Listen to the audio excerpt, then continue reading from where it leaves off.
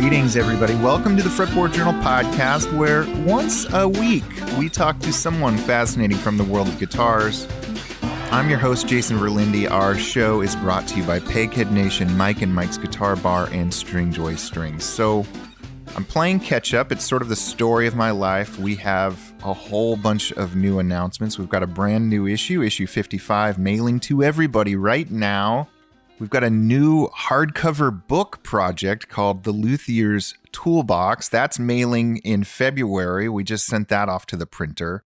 And of course, we're planning our 2025 Fretboard Summit, which is taking place August 21st to 23rd. And I'm realizing that I am in desperate need of help around here. So I've turned to somebody who you may have learned about on the Fretboard Journal podcast earlier in 2024, Sofia Wolfson. She's an incredible young writer based out of New York City right now. She's a singer-songwriter. She put out one of my favorite records of 2024. We featured her here. She came to the Fretboard Summit. She taught a songwriting workshop and played a set, and she's now become the latest addition to the Fretboard Journal masthead. She's helping me out with some editorial, and I figured, what better way to recap 2024 than to hear what she's been listening to in New York, on tour, to hear about the guitarists that are on her radar. We're talking to somebody who is about half my age, if I'm being totally honest, and has a fresh perspective on everything. And I'm so glad that she's helping us out here at the Fretboard Journal. Sofia is a kindred spirit and loves what we are about, but also brings a fresh perspective. So today we're going to do a little year in review with one of our favorite contributors.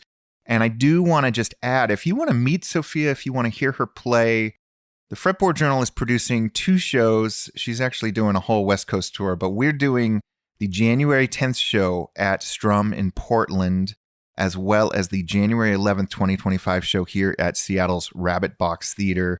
Both those shows brought to you by the Fretboard Journal. I'll be there. Sofia will be there. It'll be a great way to come, hang out, hear some great music, see some like-minded guitar nerds. It's going to be a lot of fun. Her album, which you should all go check out, is available on all the streaming platforms. I have, according to Spotify, listened to it more than pretty much anything. So please go to those shows. I hope you enjoy the podcast. And thanks, as always, for tuning in. Again, our show is brought to you by Mike and Mike's Guitar Bar here in Seattle, Washington. One of my favorite stores, Peghead Nation, where you can use the discount code Fretboard and get a discount on their incredible online music instruction portal. And of course, Stringjoy Strings. Think Fretboard gets you 10% off of your first order. They've got guitar strings, acoustic and electric, banjo, and mandolin strings now. And now, without further delay, here is my conversation with Sofia Wolfson. We're talking about the New York guitar scene, shows that she's loved, what's on her radar, and so much more. It's a different perspective than just hearing me yammer on for an hour. I hope you enjoy it. Sofia, welcome back. Thank you for having me again. So you and the Fretboard Journal in the span of, 6 months have become very entwined. We first interviewed you, I think, in June of 2024 to talk about your record, Imposing on a Hometown, which Spotify tells me is one of my most played records. Oh, that means so much to me. DJ X is a real big fan of giving me Hometown Hero a lot. Anyways. Awesome. We then had you at the Fretboard Summit, where you taught an incredible class and performed. And now we've added you to my very tiny editorial roster. You're helping me out with editorial, which I'm very grateful for. And we've got shows coming up in January where folks can meet you and yes. I in the Pacific Northwest. So we have a lot to talk about. We sure do. I know. I feel very lucky. I also feel like I've been a Fretboard person for forever, but it's crazy to hear you say that it's all just kind of happened in the last 6 months. I know. This has been quite a year. Oh, don't we know it? Yeah. So where do we begin? First off, let's just say you remind me of me at half my age when I was going to shows all the time and immersing myself in music and actually trying to play a little bit of music, although you've taken it far further than I ever did. You're constantly out and about in New York. Like, what's going on right now that has you excited about the New York City guitar scene? Hell yeah. Um, so yeah, listeners of the podcast, I think I mentioned last time I was on the show that I moved to New York about a year and a half ago. Yeah. So I've been here for a minute, but I'm obviously still learning the scene. Um, Moving to New York, I knew already that we had people like Adam Levy, who I knew really well in LA. He's moved here in the last, I think, 5 years. And so I've seen him play and, Rich Hinman has a project with him, and Rich lives on the East Coast, and they'll come and play shows. So there's definitely like a really good web of guitar music that's local. But like you said, I go to a bunch of shows, and I just feel like this year was so incredible for albums and for touring, and so kind of local music is in one camp, and I also feel like this other camp is just like every incredible show came through New York. Like a few that come to mind are Meg Duffy, who goes under Hand Habits, and Greg Allman, who plays in a bunch of groups and they're both in the Perfume Genius band.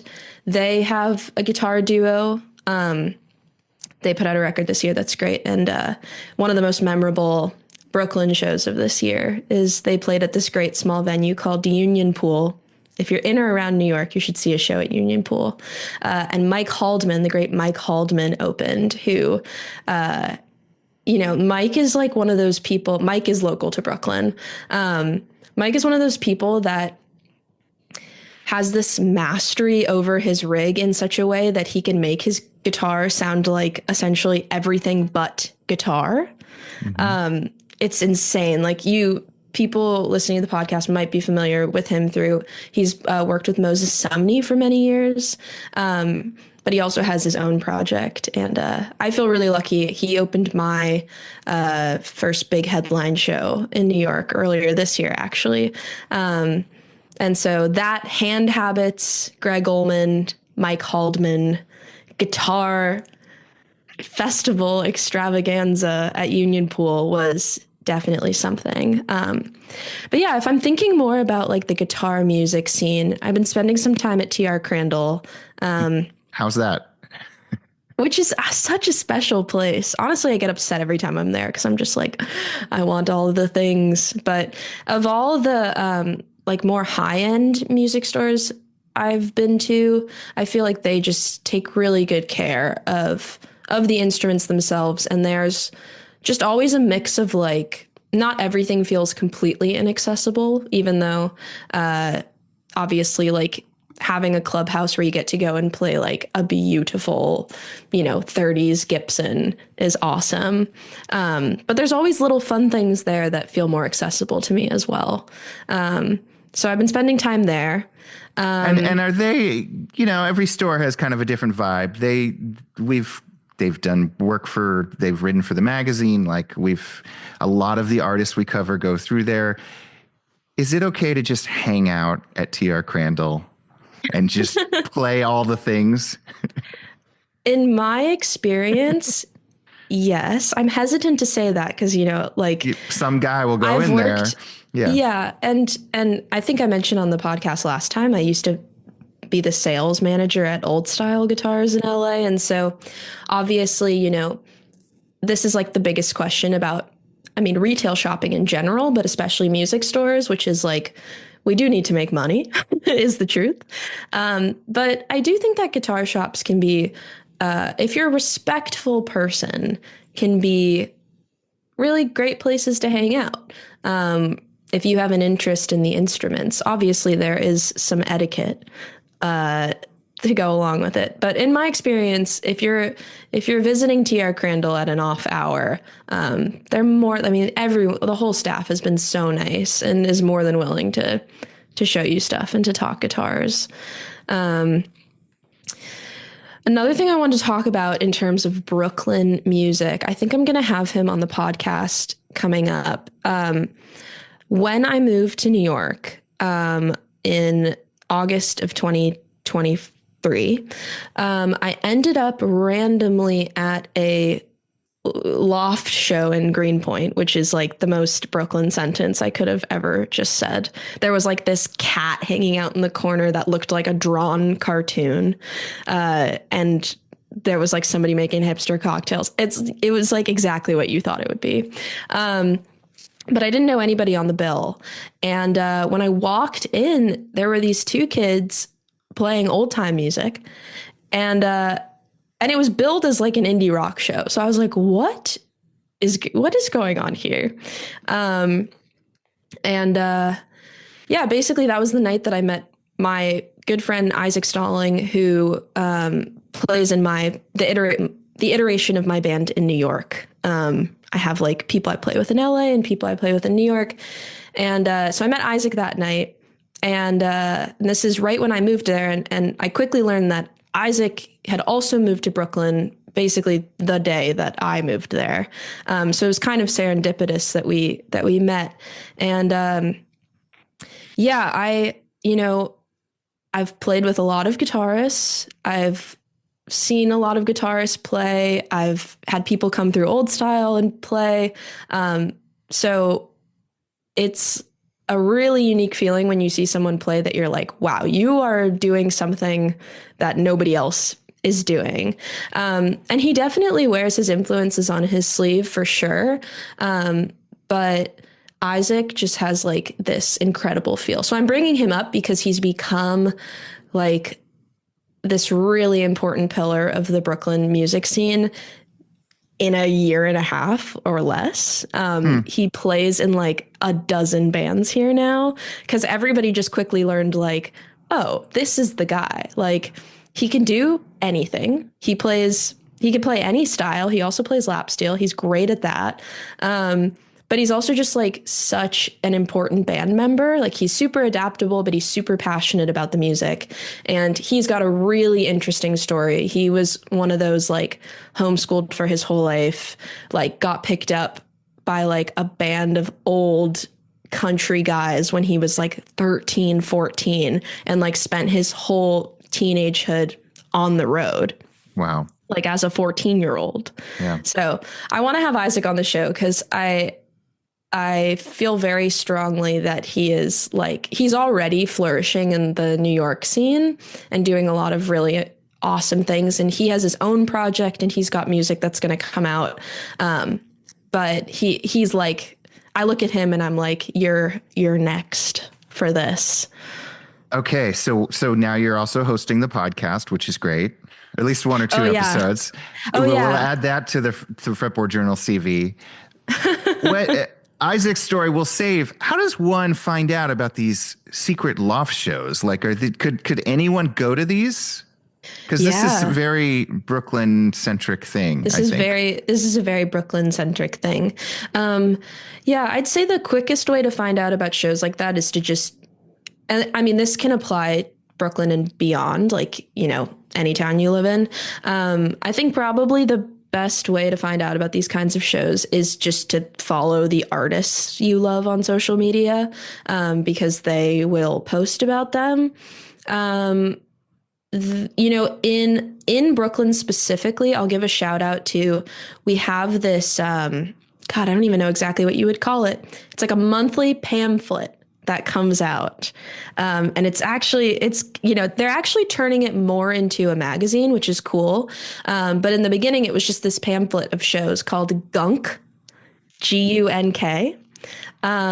And they distribute it all over Brooklyn, but they also have an online presence, and they do a really good job of curating not just venue shows, which obviously are like promoted on venue websites, but also shows that happen at art galleries and that happen in lofts and stuff like that. And so if you live in the New York area, I would recommend checking out Gunk.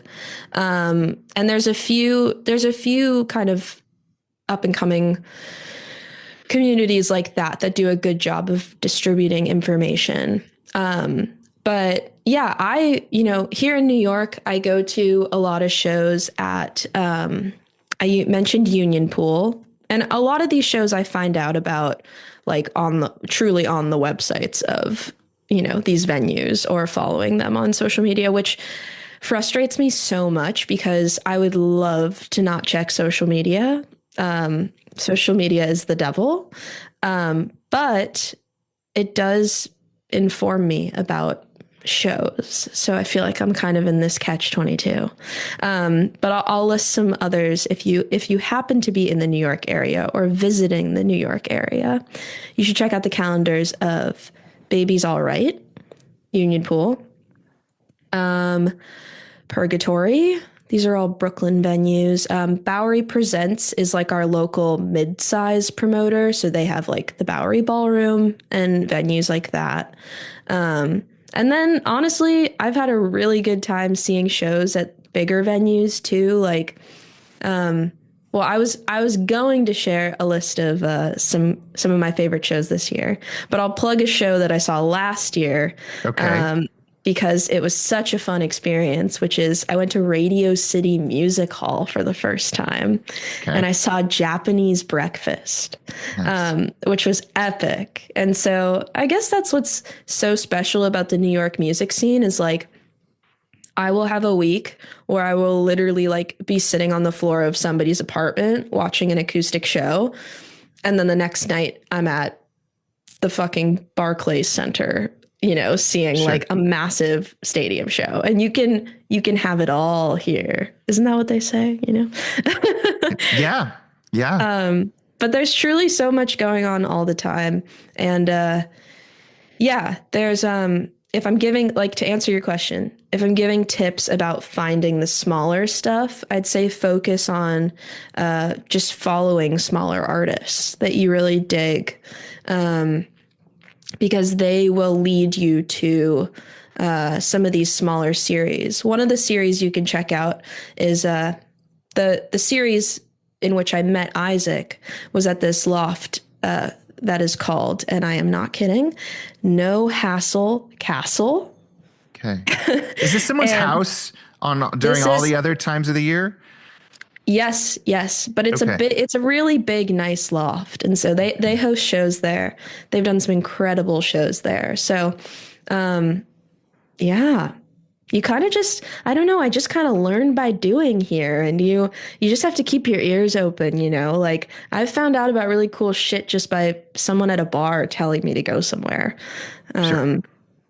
Yeah, it's you kind of have to be like a little investigator. It sounds like it. I mean, I've never heard, I've heard of the Bowery Ballroom, but I don't think I've heard of any of the other places you mentioned on the smaller scale. So Yeah. Have you seen Chris Parker, who we just had on the Steel podcast that we do? No, I haven't. Does he live here? He's another Brooklyn guy. No and way. it's the most talked about episode of our Steel podcast we've ever done. Cause with a Strat, he can emulate like every pedal steel sound imaginable. What? And unlike your former boss at Old Style, who's doing the rubber bridge, he's doing the painter's tape on top of the strings to emulate Cool. that. It's a good episode. You'll have to go find Chris. I can't wait to listen to it. But this is such case in point, right? Of like how much stuff is going on in New York all the time that Sure. like you truly cannot keep up. Yeah. And how you are in New York ostensibly and because you're in this grad school program, but how Yes. has it impacted your performance career as a musician? Yeah. When I was applying to graduate school, which I talked about a bit on the last episode, I think, I didn't really know what that was going to mean for me as a musician. I was applying because I really wanted to go to grad school, but also because I was really sad about music and I just didn't know what I was doing. And so I think when I got into the program, I thought, okay, maybe this is kind of the time I really like make an effort to turn more towards novels and writing novels.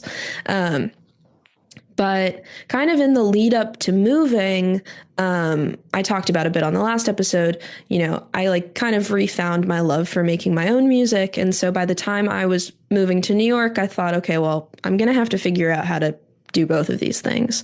And I don't really know what that's going to look like yet. But I feel so lucky. I kind of just like fell into these really awesome music communities. And it sounds so silly to say, but they're filled with songwriters and instrumentalists who like genuinely love to play music, which sounds again so silly, but it's dark out there. I mean, the music industry is really dark right now. And so finding people like that feels unique. And so yeah, I just feel so grateful that when I moved here, I just like got some opportunities to open some shows and then even to headline some shows.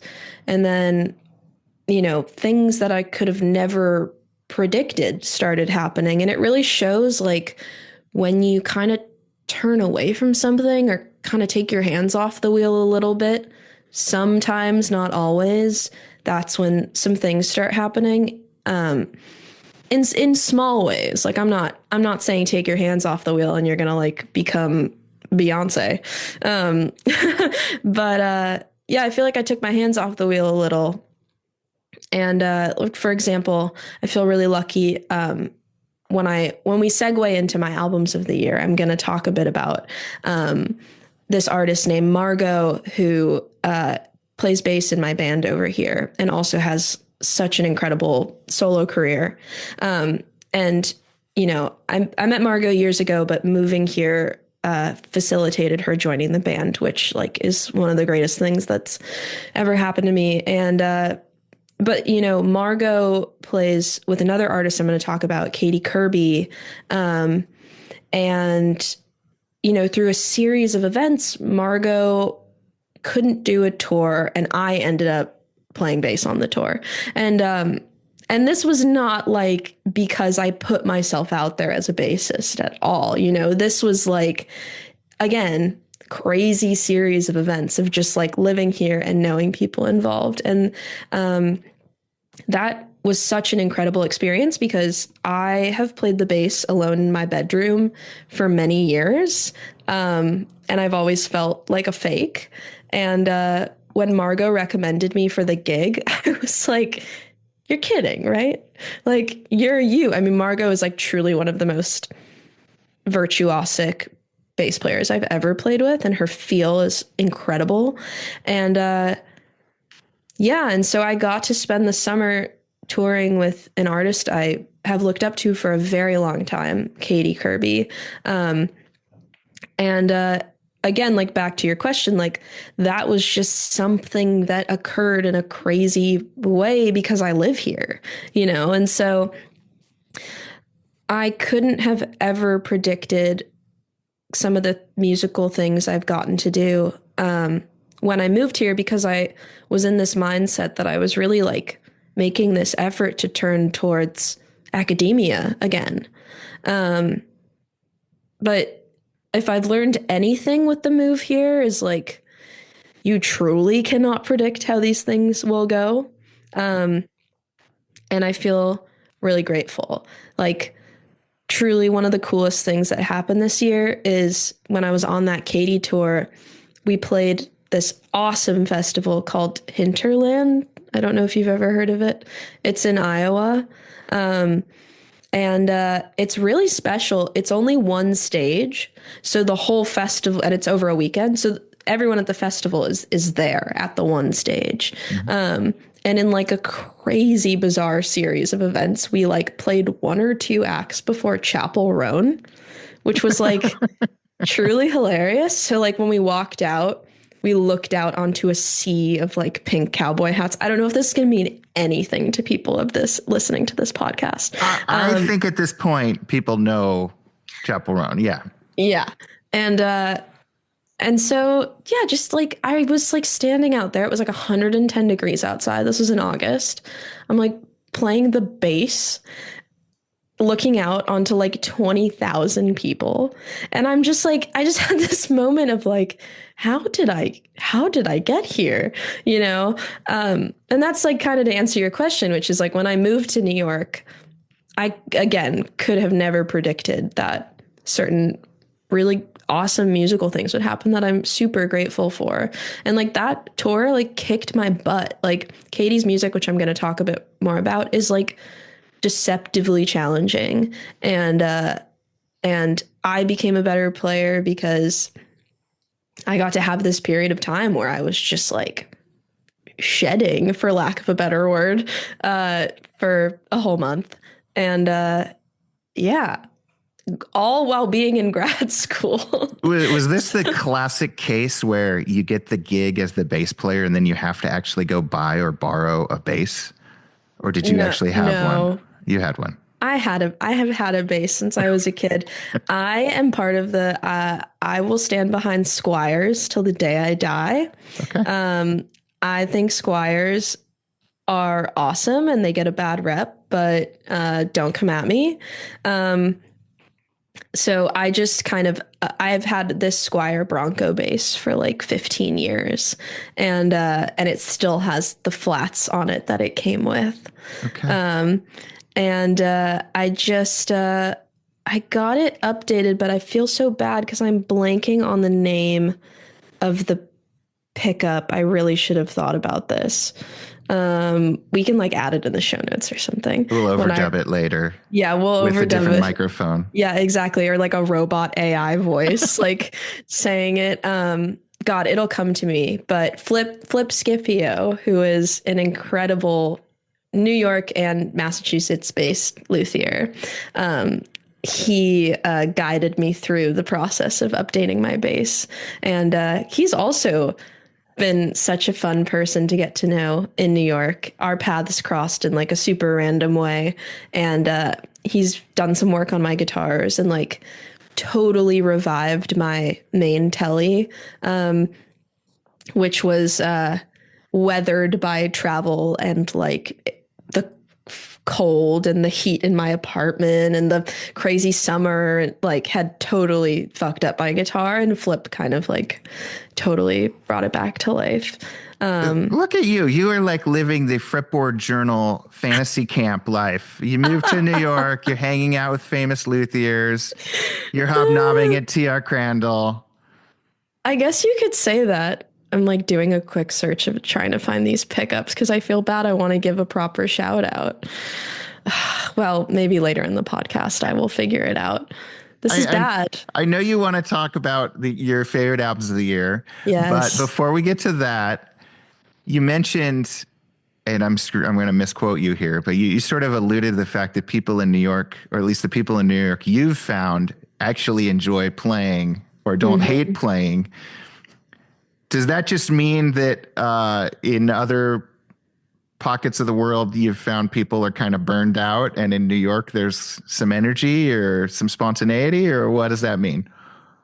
I'm going to speak lightly here. I guess something I don't want to compare it to other places I've been because obviously I grew up in Los Angeles around such an incredible music scene. And I'm about to go back and I'm really excited to get to play some shows and be around people. I guess something I've just learned living in New York is that it's not easy to live here. The summers are really gross and the winters are really cold. And there are a lot of people in this city and it's crowded and so much is going on all at once. And the train system is great, but it also breaks down and you have to use it to get everywhere. And I guess what I'm saying is like when you actually make it to the gig, people are so excited to be there and get to play because it's not easy living here and getting around. And everyone's got 10 jobs unless their parents are wealthy. And but like everyone I know is like really grinding. Like to make living here work. And so when you do actually like make it to the gig, people are just so stoked to be there. So I guess maybe that's what separates it from other places I've lived.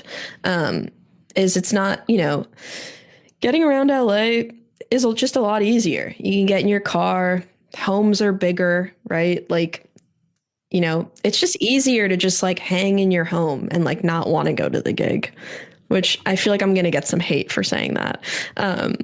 But yeah, people are just, I think the culture here is just that people are like more down to like go out and yeah, are like genuinely so stoked once they're doing it because they've like a lot of my friends have jobs during the day they don't love, to make it work. So music feels like this very lively, precious thing here. And kind of like I talked about earlier, this is in LA too. So these are what I'm about to say is comparable in both places. There's just a really good culture for like, you can go see shows in a traditional sense here. You can go to music venues, you can pay a ticket, but there's a lot of alternative stuff going on here. Like I've seen great shows in people's apartments, in art galleries, in alternative spaces, in bars, where I've just like walked in, because I heard music. Oh, that sounded so cheesy. It happens. It truly happens. So, and that all happens in LA too. And that's why I feel lucky that I've gotten to spend a lot of time in both places.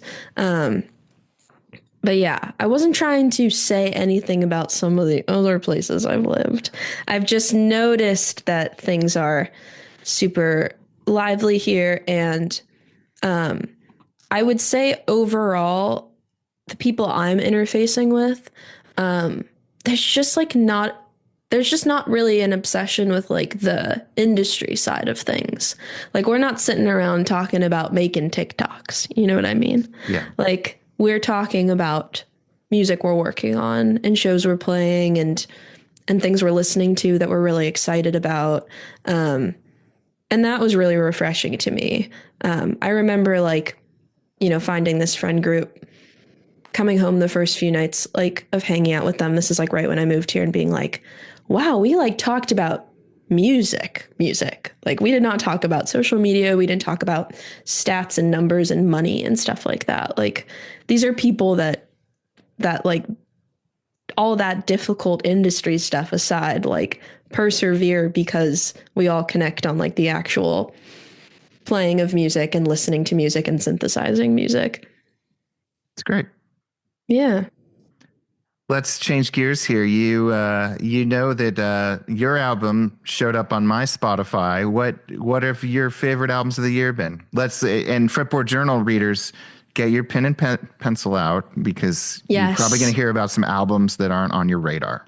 Yeah. So exactly. I wanted to talk about a few up front that probably listeners know about, and I'm going to kind of breeze through them, and that doesn't mean that they were less important to me. I just want to get to people that I think listeners probably don't know of. Yeah.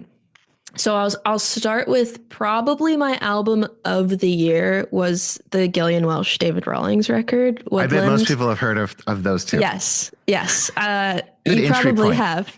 Good entry point. See, I've got you there. Now when I get to weirder stuff, you're hooked. They'll trust you. You're like-minded. Yeah, I know what I'm talking about. Yeah. I have been a Dave and Gil fan since I was a small child. The first song I ever learned to play on guitar and sing at the same time was Orphan Girl. Mm-hmm.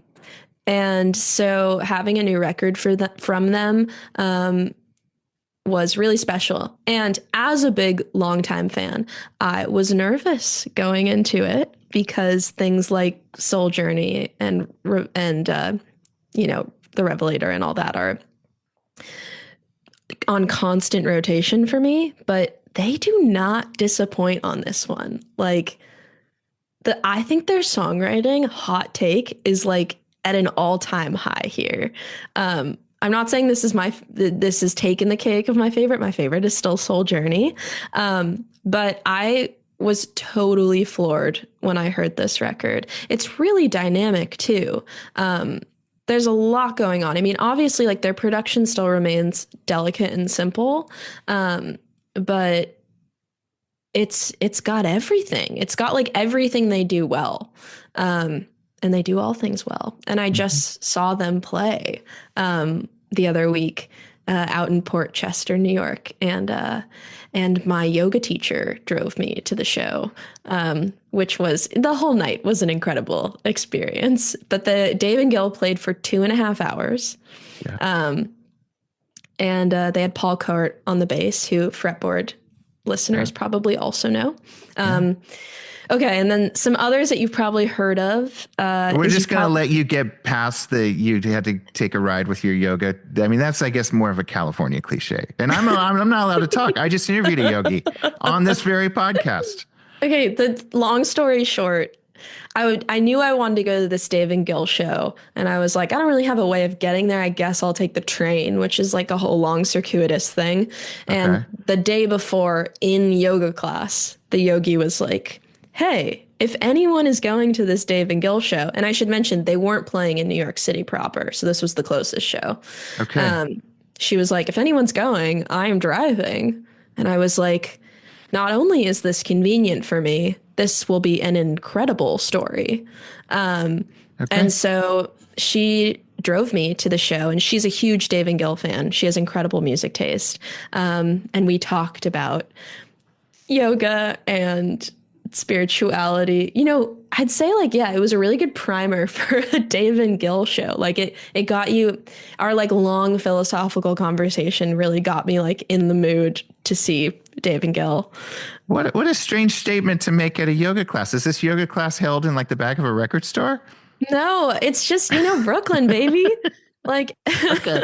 Okay. I will add, I'm getting off topic here, but there's a Pilates teacher at the yoga studio, and which you might have gleaned from me being on this podcast, I am not a very confident person. Like I enjoy making music, but I'm not like parading myself. That's not my vibe. That's all Okay. to say.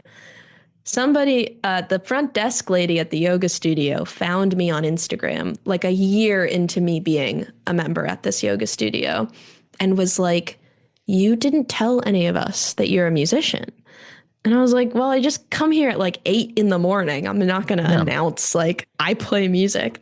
But what happened was the Pilates instructor, Marissa, who I love, and I go to her class all the time, without saying anything one day, she puts on Imposing on a Hometown, my record, in class while I'm there. And so now I'm like, now I will like forever bodily associate like songs on my record with like horrible squats that like hurt so bad because I had to listen to my own record while I was doing Pilates.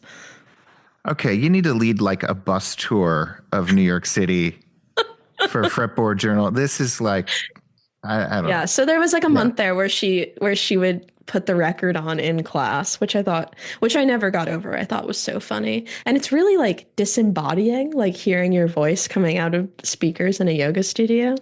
Um, Okay. okay, but all right. So I guess so yeah, moral of the story, if your yoga teacher offers to drive you to a concert, it'll probably be really entertaining. Uh, Sure. and so I had a 10 out of 10 night at the Dave and Gill show at the Capitol Theater in Port Chester. Okay. And then you've probably heard a lot about MJ Lenderman this year. Yes. He kind of exploded. I've been a fan for years, but he had this record come out this year on Anti Records called Manning Fireworks, which is again probably a record that people listening to this podcast have heard about. I personally feel as though it lives up to the hype. He is incredible. The record is so alive, and the band just like meshes so well together. And if you have a chance to see him live, you should, because I think the record is incredible, and it does its best to capture what Lenderman is all about.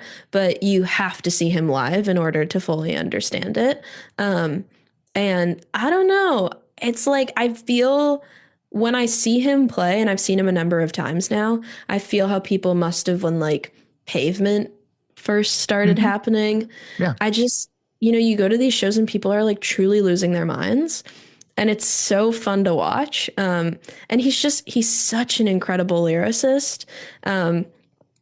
He just like strikes this awesome balance between humor and total heartbreak. Like Yeah. he'll hook you with like a song that you think is funny. Like, you know, people probably know him from like he had this song on this record where he says like, "I've got a houseboat docked at the Himbo Dome." Hmm. And I don't know if your listeners know what a himbo is, but it's a him bimbo. It's a male bimbo. Hmm. So he'll like hook you with these funny lyrics, but then he'll say something like so heartbreaking and poignant in the same song. And he's just like truly doing it like nobody else. And he's like my age, which is psychotic to me.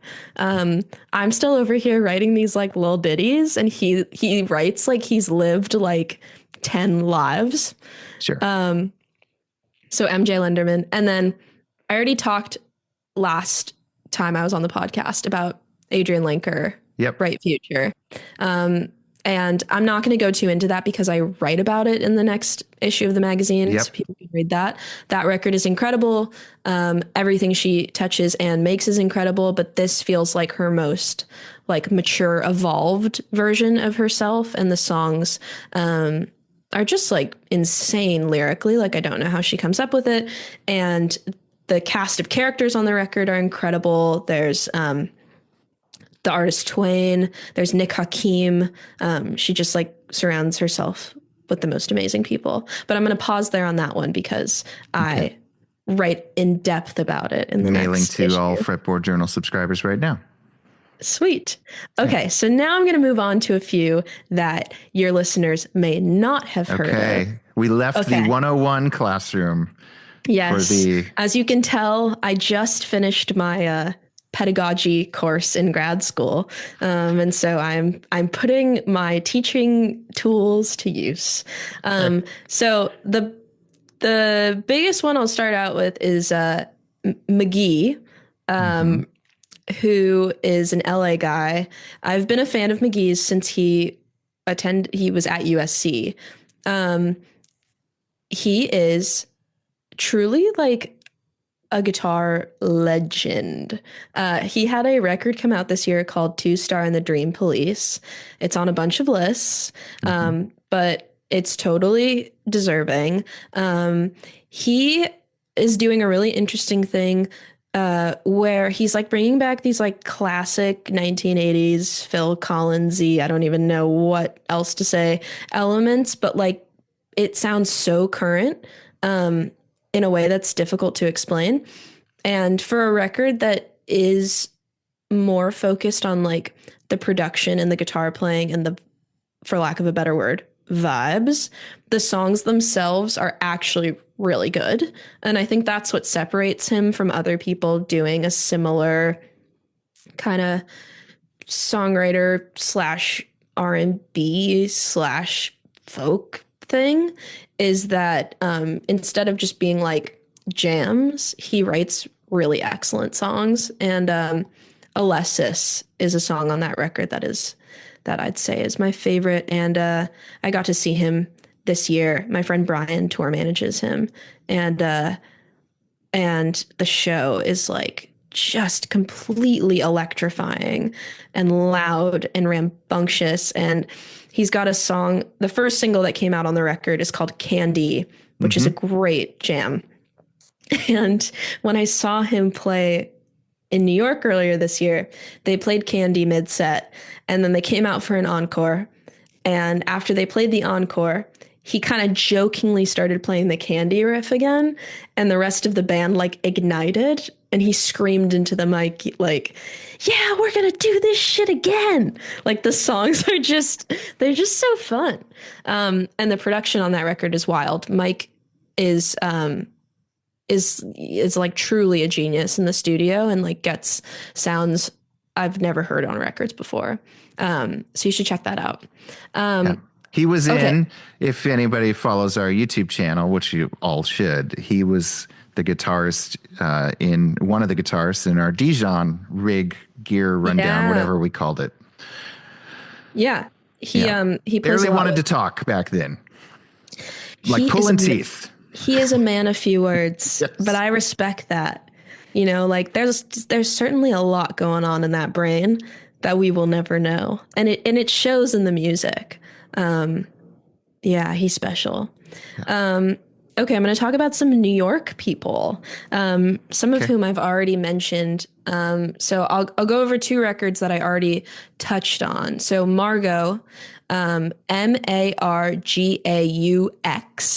Okay. Everybody is taking notes here. It's the French spelling of the name.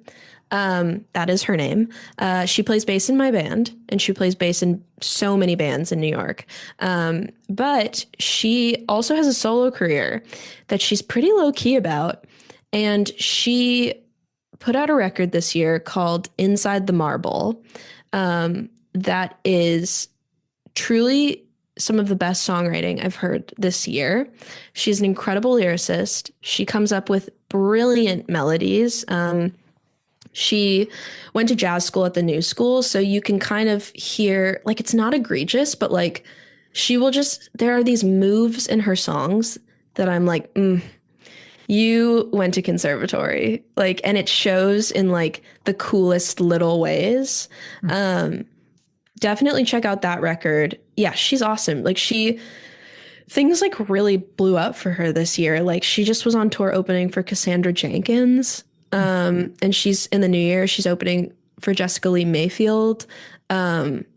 She's playing a bunch of shows. So if you dig the record, which I know you will, look up Margot and see where she's playing, near you. And she also put on some of my favorite shows I saw this year.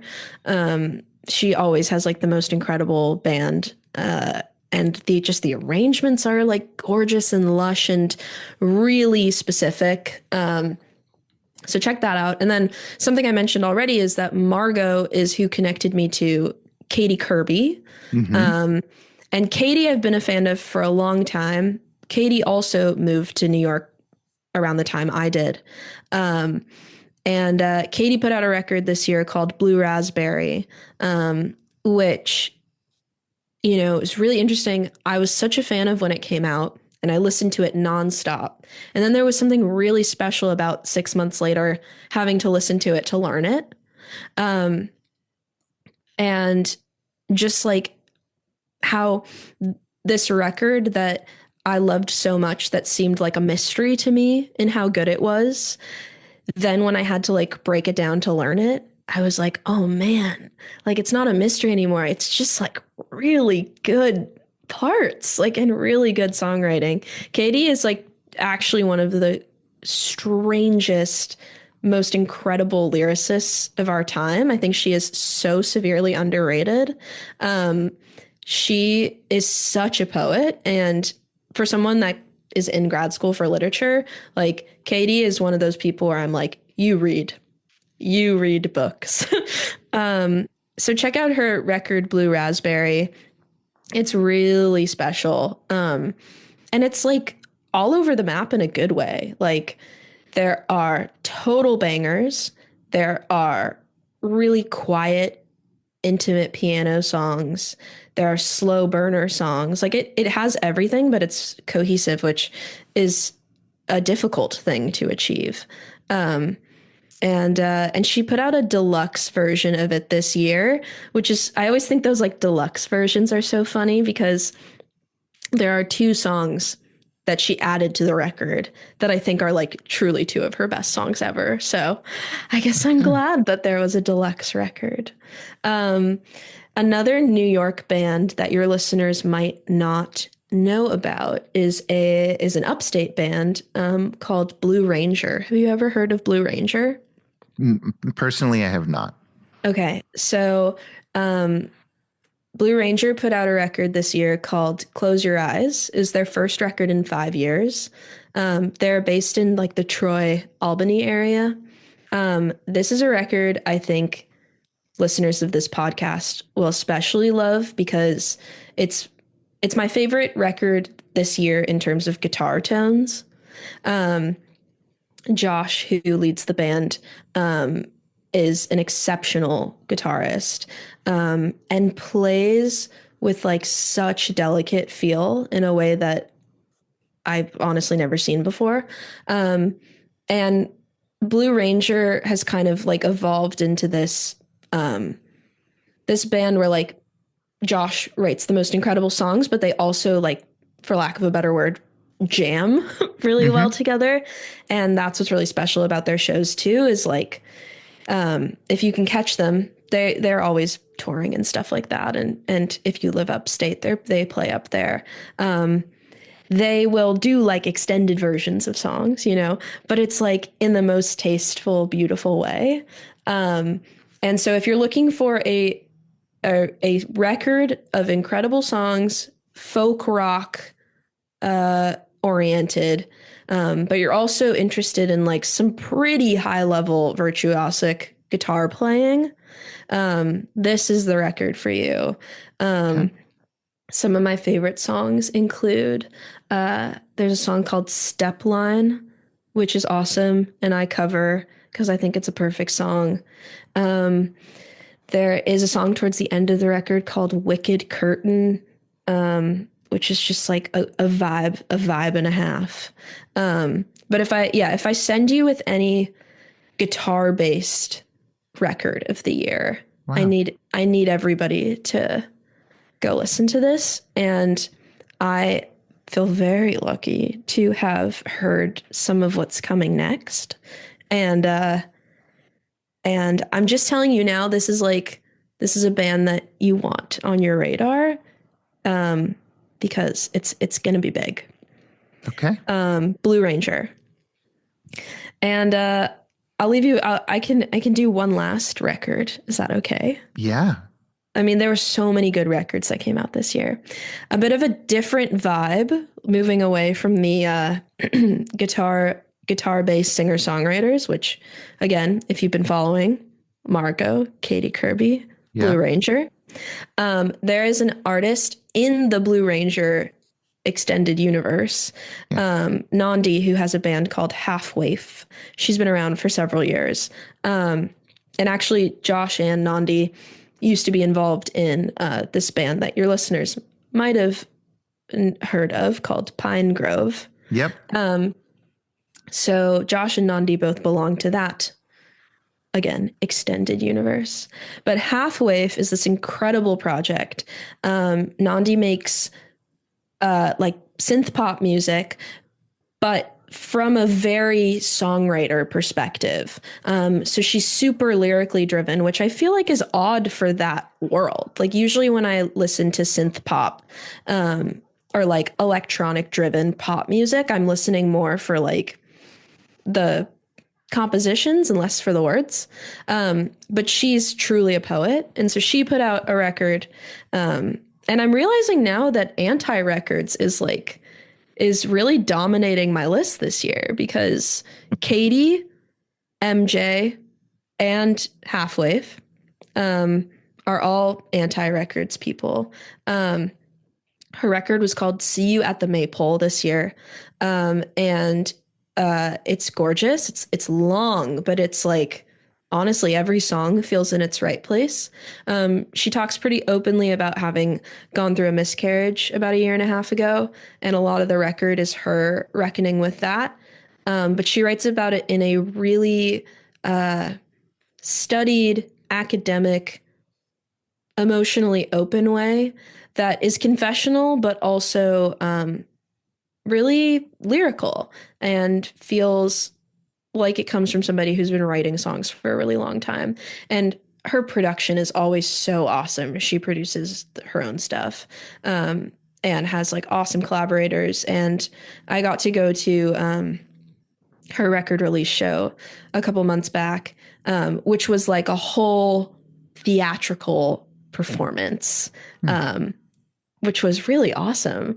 I'm not always one for like the theatrical musical world, but with Nandi, she it's so perfectly married to the music, and it just makes so much sense. And she puts such care into the way she performs her own music. I've been going to see her play since I got assigned to cover a show of hers in like 2017. And so I've been following her for a while, and this record does not disappoint. Um, so those were my records of the year. I love that. I just was checking while you were talking. They're all on Spotify. People don't have to go to Yes. Bandcamp or some rando page to check them all Mm-hmm. out. I'll try to include some links in the show notes, as they say. Sounds Those were good. great. Yeah, I hope I gave you some things that you already knew and things that you had never heard of before. There, one of the things you've talked about in this podcast is sort of the draw of New York and the energy of all these artists coming there. I think that for us jaded, uh, you know, middle-aged people, like there was this like draw away from the big cities. It's like, oh, it's too expensive, and then COVID hit and everybody went into the woods and made sourdough bread. And then there's also been this overriding thing of like, labels don't matter, you can record everything at home. It's like, whatever. What do you think keeps drawing 20 and 30 somethings like the folks you just mentioned to the most expensive city in America to make music where you will make peanuts? Yeah, that's such a good question. And I will say, like, I'm not naive about all this. It is expensive and inaccessible to live here for sure. I feel really lucky that I have like an incredible spot in South Brooklyn, which is like a bit out of the way. And so my rent is like pretty affordable. And yeah, that's a difficult question. And also like difficult for me to answer because of the fact that I do truly love living here, but like I also would really love to live like in the forest. And so I don't blame anybody for wanting to live in the forest because I also want to. I don't know. I kind of just see this as like a period of my life, like not forever, and just something I want to experience so I know what it is. And I think everything I've talked about in terms of like just community and community building and how accessible these musical spaces are. Like, yeah, again, you can wander into a bar and see incredible music. I think that's what draws people here. And yeah, I don't think I mean, at least with the people I'm interacting with, I don't see it as much of a like industry careerist move in any way. Because again, like you said, it's expensive. It's like it's not the wisest financial decision to live here. I just think people are drawn to the city. I don't really know exactly what it is, but there's just a lot of really special music happening here. Yeah. Yeah. I was gonna hit you with some more of my shows of the year if you want to hear them because there's some Sure. really I mean, fun why ones. not? Okay, if we're on the New York subject, Yeah. I'll go over these briefly, and Okay. I'll skip over. I've already mentioned some where like they were my record of the year, and I got to see the release show, which is Okay. such a special thing. And if you're able to do that, like if you're able to go out and support a record you love and see the show of it, do it because like these artists put so much care not only into the making of the record, but also into figuring out how it translates live. And that's such a special experience if you've been like alone in your bedroom or your car listening to it, like getting to see the effect of the record on other people is so awesome. I don't think we've ever talked about that in 500 episodes of the podcast. Really? And I will admit that sometimes when there's the record release show, I do the jaded thing and say, that sounds like it's going to be crowded. I'll wait 6 months. Well, then I don't know. I'll stop doing that. I had no Listeners of idea. the podcast can decide who to listen to in this. Yeah, Totally. We're actually fighting on this podcast. But speaking of that, just last week I went to another incredible venue, which you should add to your list, Public Records. Such a special place to see a show. They have like, I wish I knew the technicality of it, but they have this like one of a kind sound system situation that sounds like amazing, and you can hear every little breath and every little frequency. But I just saw SML. Okay. Not the late They night are show. not SNL. It's small, medium, large. SML. Oh, that's clever. I think that's why it's called that. That'd be so embarrassing if that's not. Yeah. But anyways, this is like a collective of like Greg Allman, who I talked about earlier, Yep. Anna Butters, and some other musicians who are incredible. And they are doing like a really interesting thing in like modern jazz where they've got a guy on like beats and synthesizers and shit, which like sounds I'm making it sound not as good as it. It's like truly the most incredible thing. And I just saw them play, and they put out a record this year, which is also really good. And that was like totally electric and awesome. Something I wanted to shout out is this year, the biggest show I went to was I saw Casey Musgraves at the Barclays Center, which is like our big sports venue in Brooklyn. A friend of mine, Ben Jaffe, who's awesome, plays a rhythm guitar in her band, and Nickel Creek opened. Really? Yes. So I got to see, I have been seeing Sarah and Sean Watkins since I was a small child. My mom took me monthly to Largo to see them, which again is like an 100-seat theater. Sure. And so seeing them play at at an arena was wild and so special. And of all the like huge, massive scale shows I've seen in the last 5 years, which is honestly not a lot because of COVID and all that, and I'm not that drawn to going to stadiums. Sure. This show was so well mixed. It was crazy. I don't know how they did it, but like you could hear every little nuance of everything. And which like I'm just used to stadium shows sounding like they're in like tin cans. Sure. If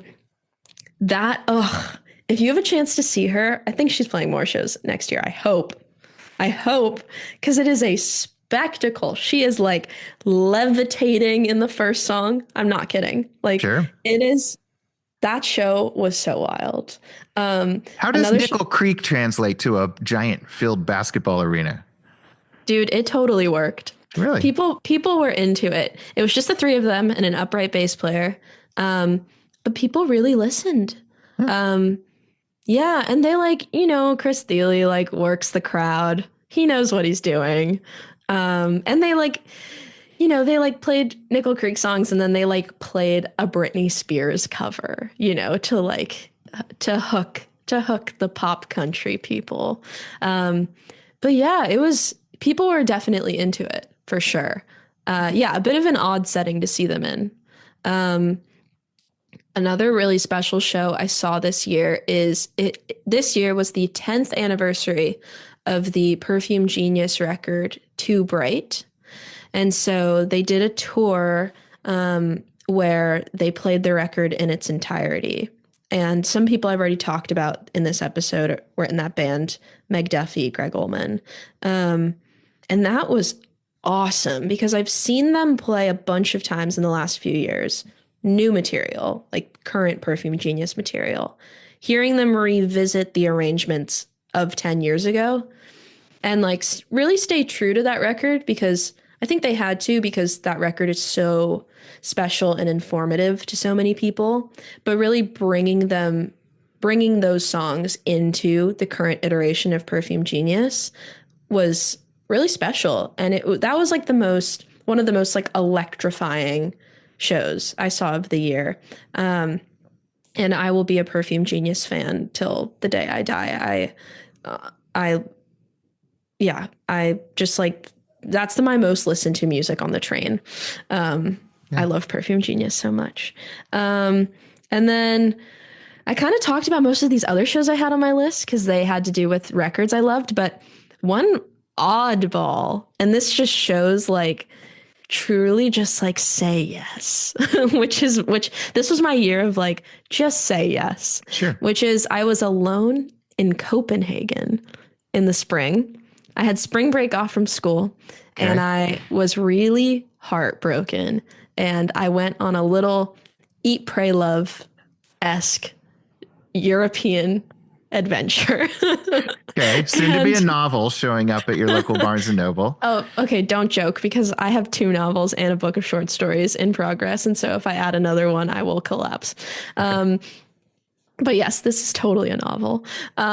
So I was staying in London with some friends. That's how I was able to make it affordable. But I ended up in Copenhagen for 2 nights.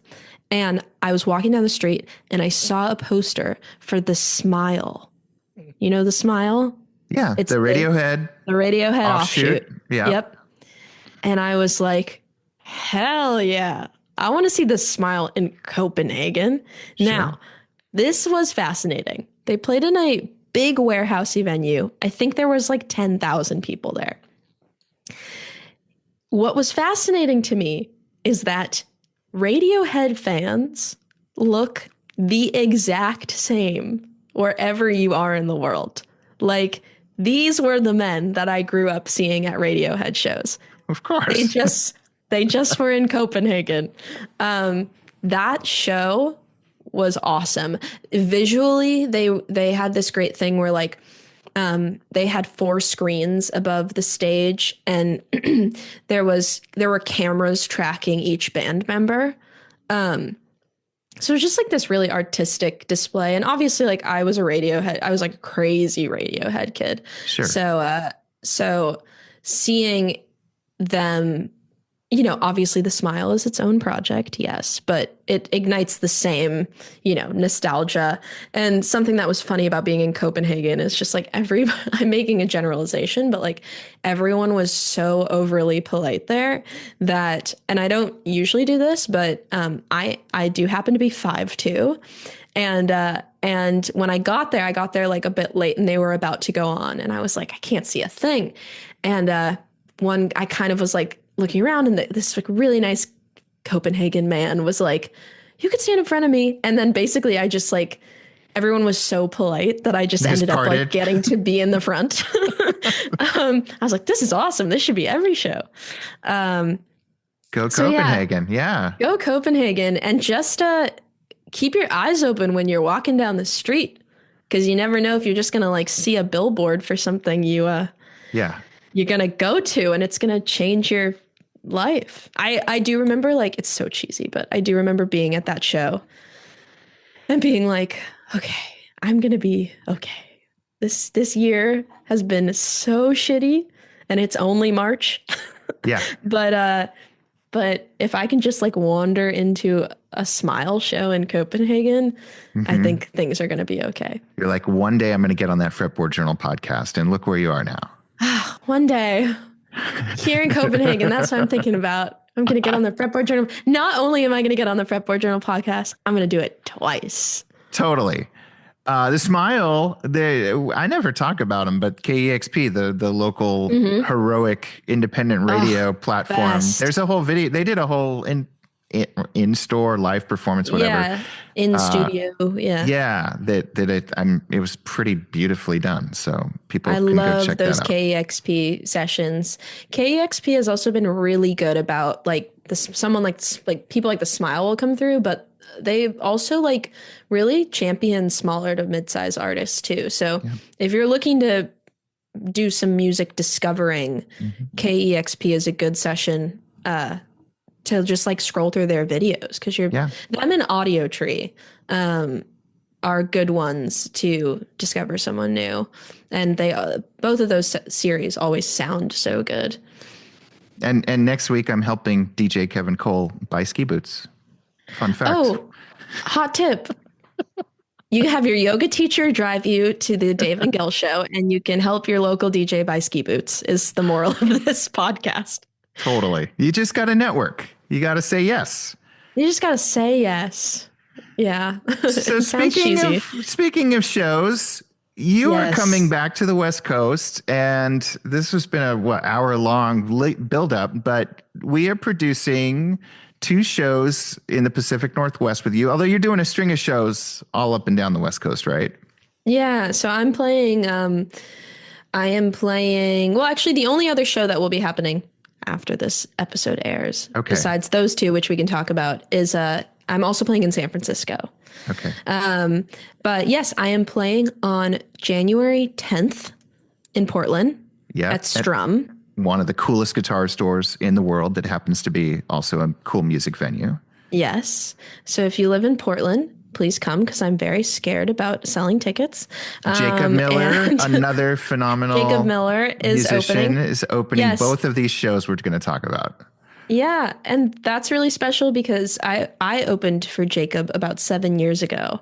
And so it's cool that he's going to be on these shows. So yeah, January 10th in Portland Yep. and January 11th, the very next day, Hmm. I'm going to play in Seattle. And I've actually never played in Portland or Seattle before. So that is exciting for me. And the Seattle show is at the Rabbit Box Theater. Yes. Um, so if you live in those areas, you can come or you can tell your grandma or neighbor or dog to come. Yes. I'm looking at my phone because Jacob Miller was on this podcast in June of 2019. So this is really a family affair. This so is. But yeah, Both, I would like to play these shows. So why don't you come, yeah, listener of the podcast? both of these venues are great, albeit both of these shows. Jacob and Sofia, of course, will be playing. And if anybody wants to make a weekend out of it or a day out of it, like reach out to me. I'll tell you where to go eat before, or maybe try to grab a drink with anyone out there. The Rabbit Box Theater, for folks in the Seattle area who have not heard of it yet, is literally right below the clock at Pike Place Market. And it's this cool basement venue that has good food and drinks. And we've filmed a handful of Fretboard Journal shoots there over the years, including Mighty Poplar.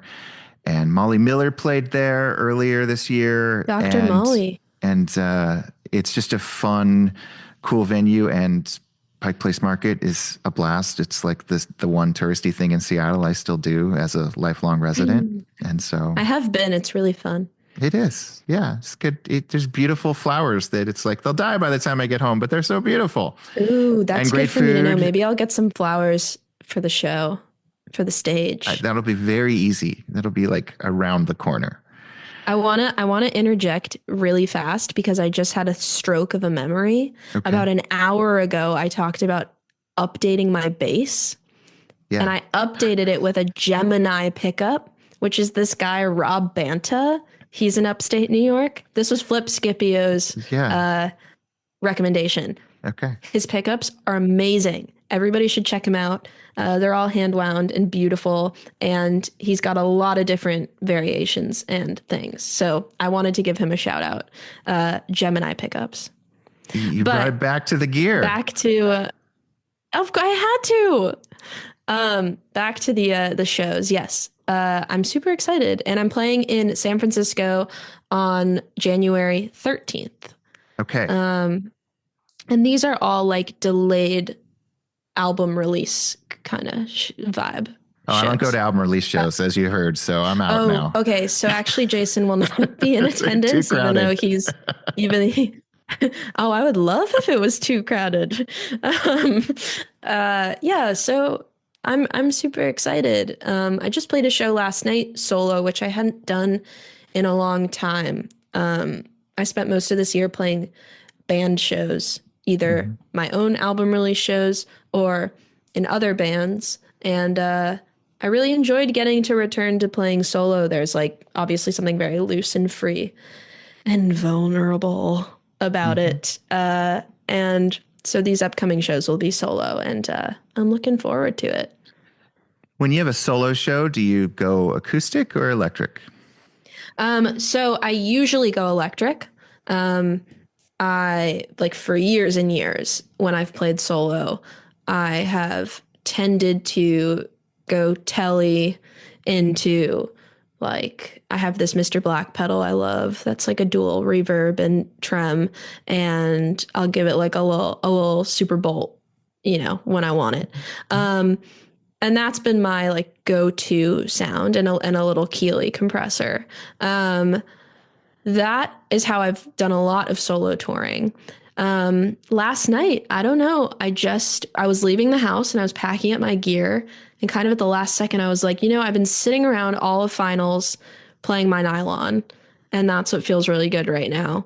And so we ended up just miking the nylon, and that's more rare for me. I think I'm finding my way back to playing nylon and acoustic outside of the house, because growing up, I was really scared of being pigeonholed as like a folk singer-songwriter girl who strums her acoustic guitar, which like there's seriously nothing wrong with that. Like so many of my favorite artists play acoustic solo, you know? Sure. But it was just something I just was in my head about. And so I made this like effort, this like decision to pretty much always play electric, which I still love and I still care a lot about that sound.